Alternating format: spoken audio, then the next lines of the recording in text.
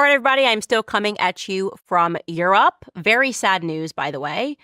I recently found out that I'm never going to achieve my life goal of going on Jojo Siwa's podcast. Remember Jojo Siwa from Dance Moms? Well, she's recently come right out and said that she's got a list of 5 people who she will never host on her podcast, and I'm on it. Take a listen. 5 people that I will not be having on Jojo Siwa now. Candace Owens. I think it's pretty self-explanatory. Her and I do not fuck with each other. Well, that's news to me. I'm deeply upset. You're probably wondering, Candace, was it really on your life goals list to be hosted by Jojo Siwa? No, but I still have some thoughts on what she has said about me, and she said a little bit more. I'll tell you them in a second. But first, guys, obviously we have to talk about all of this conservative infighting. Please do not shoot the messenger. I feel like every time I talk about the MAGA campaign and what it's maybe doing wrong, I am the messenger that gets shot. Oh, well, we've got to be honest about it because, like I said, there is some serious infighting going on, and they're terming it the Groyper Wars. Let's talk about it. That's what's coming up on Candace.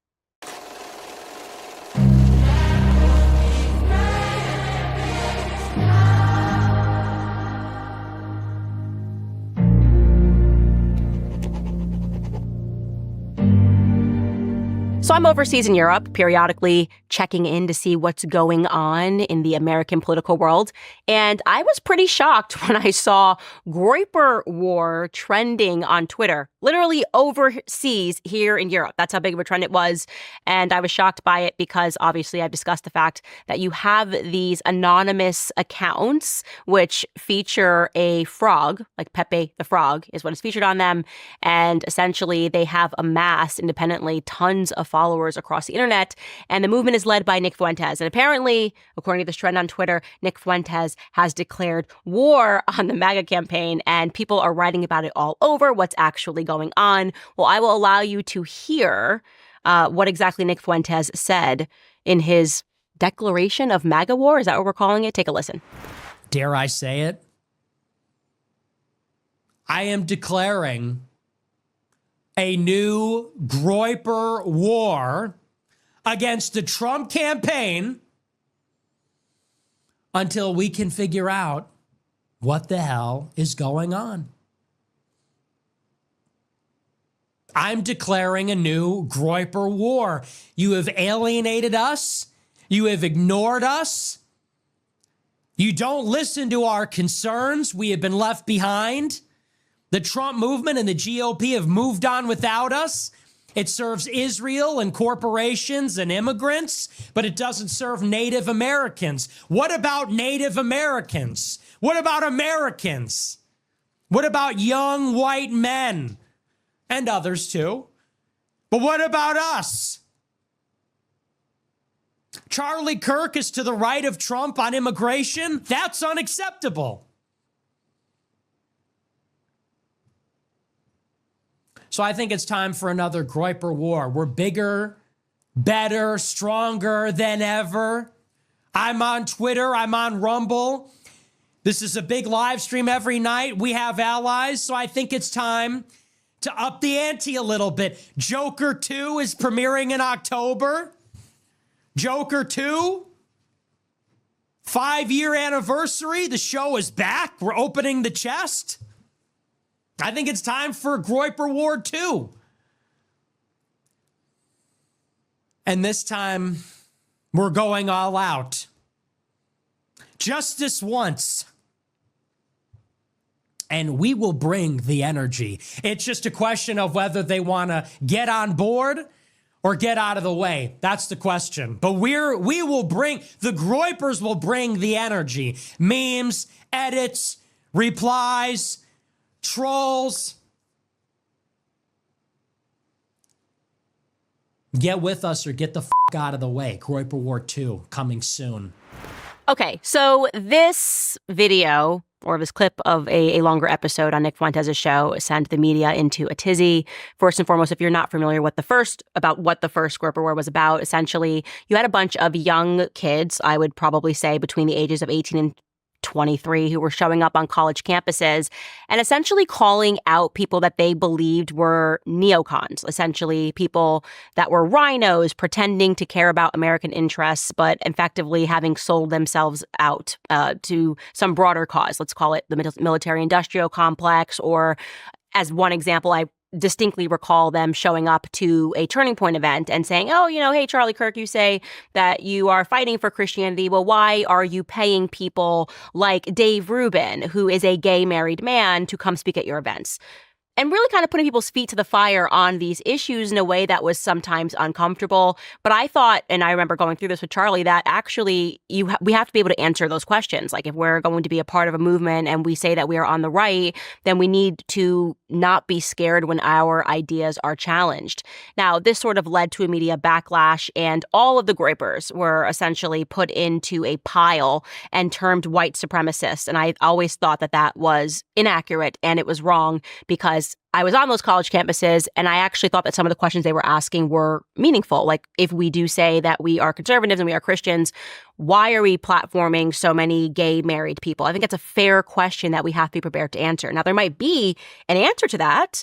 Some people may say, oh, well, you can be gay married and be a Republican, which, by the way, I think you can be gay married and be a Republican, because you're basically saying, well, I align with the Republican Party maybe on the economics.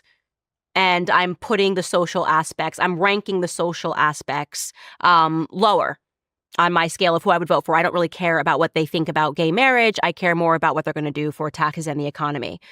But if you're going to present yourself as a Christian, if Christianity is going to be the thing that you're, hey, we want to preserve Christianity, and I'm a Christian Republican, then it gets a little bit more complicated.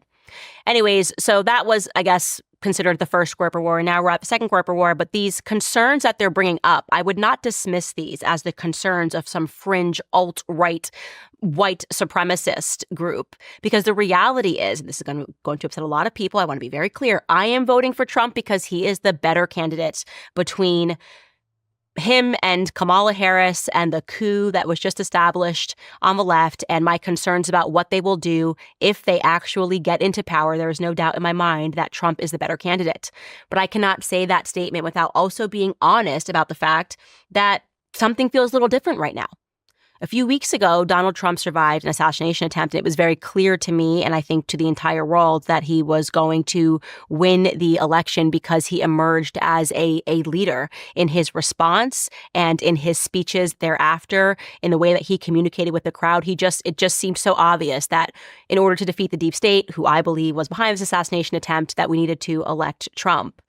But things have changed in just a very short time. The energy of the MAGA campaign feels very different. Now, at first, I was owing that to the fact that there has to be some reasonable trepidation. You don't just survive an assassination attempt and just keep going. And you don't come out of that not being a fundamentally changed person. And I think, by the way, for the better, really recognizing how precious life is, maybe perhaps being further committed to Christian principles as a leader. You're going to be changed having survived an assassination attempt. But there is something else that seems to have happened where I'm just not sure who is driving the MAGA bus anymore, okay? And I want to be clear, again, that these are not, just because you're hearing these concerns from Nick Fuentes does not mean that Nick Fuentes is the only person that feels this way. I'll give you just another example. Ashley St. Clair, she's somebody that I follow on Twitter. I think she's very funny. She tweeted this: MAGA energy is very strange lately. Trump campaign needs a shakeup. I don't think anybody is accusing Ashley St. Clair of being a Groyper. In fact, she's usually at war a lot of the times with the Groypers, but she's sensing the exact same thing. I am not a Groyper. I am sensing the exact same thing. And so when I answered Ashley, when I saw this tweet, I responded to her on Twitter and I said, this moment kind of reminds me of a conversation that I had with Vivek Ramaswamy. I think Trump should have picked Vivek Ramaswamy as his VP. I felt very strongly about Vivek Ramaswamy and his general energy and his general philosophy. But he and I were discussing what it was that failed about the Ron DeSantis campaign. What was it about the Ron DeSantis campaign that, despite the fact that all of the donors lined up and all of the press lined up, and his wife was suddenly emerging as Jackie O in the way that she was dressing, and it seemed so self-evident that, of course, he could just take on Donald Trump and win. Despite all of that, the press, the money, the glamour, his campaign failed. And Vivek Ramaswamy said to me, he said, because sometimes when you're a startup, having too much money can actually hurt you. And that's actually very wise. It's a very wise perspective. It's a very wise reflection of what happened with his campaign. And it actually says a lot about what was successful in 2015 when Donald Trump was running and the entire mainstream media apparatus was against him. They said there's no way he's going to win. And maybe deep down, Trump also thought there's no way I'm going to win. Nobody was giving him any money. No one cared what he had to say. He was getting no airtime. All of the mainstream media pundits hated him, right? Even the people that were supposed to be nice to him traditionally, like the conservative media, Fox News, who could forget the infamous, Megyn Kelly back forth that he had with her. Everyone was lying about everything that he said. They were in lockstep and agreeing that it couldn't be Trump, right? And so Trump had to get creative. And in his creativity, he decided to just commit himself to the truth. Donald Trump was just saying what was on the minds of all Americans. He was not playing politics because politics had no interest in Donald Trump. So he said exactly what it was that we wanted to hear. He called them liars. He called them fake news. The first time we saw someone that was really kind of saying, F the media. Right? Just F the media. I don't care what the media say. They're all a bunch of liars. And we're tired of going to war. And we are exhausted with the New York and LA crowd deciding what's good for the rest of America, the flyover states. And so he garnered this mass cult following of so many people who were, if we could term it anything, the forgotten men and women of America who simply just wanted someone who had the gumption to say the truth. And he had that because it was a startup. And then things shifted. And I think as we learned after his assassination attempt, there was never more money that was given to the Trump campaign. I think in the next days, in the preceding week, they raised more money than they had ever raised. But the truth is, the reality is that when you take money, what are you taking money for, right? There's kind of an implicit agreement. The people who are giving you the money have some interests that they want perhaps you to protect, some interests that they want you to share, some perspectives that they're expecting you to have if they're writing you a big check. I mean, he had, I think, one of the wealthiest people in America, the Adelson or the Adelson family. They effectively own Las Vegas. I think the wife cut him a $100 million check. And it's been understood that that check came with a little bit of nudging that, well, if you win, I kind of want you to agree to us annexing Gaza, Israel annexing the West Bank, pardon. And the press wrote about that, and it's a little blip. And maybe Trump doesn't agree with that. I'm not saying that he's done that deal or that he holds that perspective, but I am saying that it runs counter to everything that he pledged to people in 2015. I'm going to end wars. I don't want any more wars. I'm going to bring the troops home.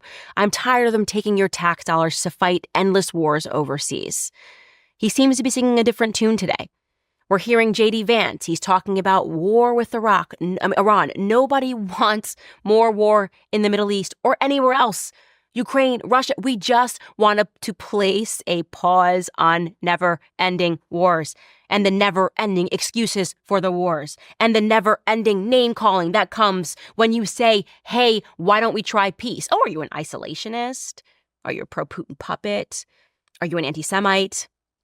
And it's so funny because when you think about the 2015 campaign, because no one would allow Trump to sit down and have a meaningful discussion with them in the mainstream media, he then did shows like Alex Jones. You guys remember this? He went on Alex Jones in 2015. Persona non grata, Alex Jones, conspiracy theorist, was hosting a presidential hopeful, and people loved that. The crowd loved that. It's like, yeah, at least someone who's willing to have a conversation with you. And he won because of that. Because he was doing things that a consultancy firm would never recommend that he does.